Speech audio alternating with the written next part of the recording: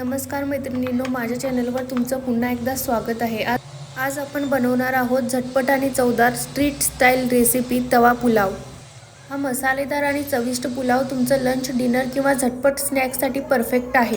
सर्वप्रथम गॅसवरती कढई ठेवून त्यात तेल घाला आणि थोडेसे स्लाइस केलेले कांदे त्यामध्ये तळून घ्या। आता आपल्याला परत एकदा कांदा घालून छान असा परतून घ्यायचा आहे। कांदा छान असा गुलाबी रंगावर झाल्यानंतर त्यामध्ये आपल्याला घालायचे आहे बारीक चिरलेले टोमॅटो आणि शिमला मिरची। टोमॅटो आणि शिमला मिरची चांगली भाजून झाल्यानंतर आपण घालणार आहे ताजे मटार।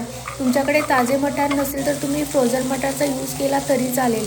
त्यानंतर आपण घालणार आहे आलं लसूणची 1 चमचा पेस्ट आणि थोडीशी बारीक चिरलेले बटाटे।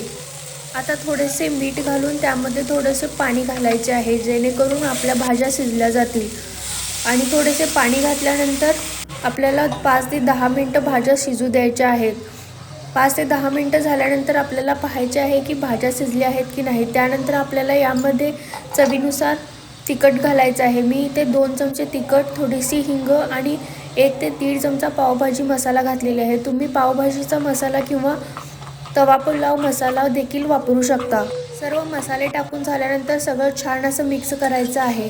आता तयार भाज्यांमध्ये टाकून सगळं नीट मिक्स करा जेणेकरून मसाला भातात छान मुरेल।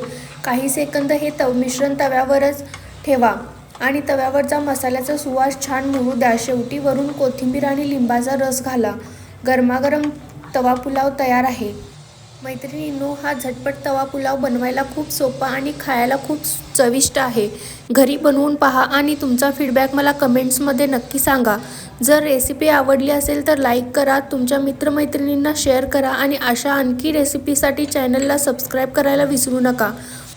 पुढच्या वेळी आणखी एका खास रेसिपीसोबत भेटू। तोपर्यंत स्वादिष्ट खा आणि आनंदात राहा।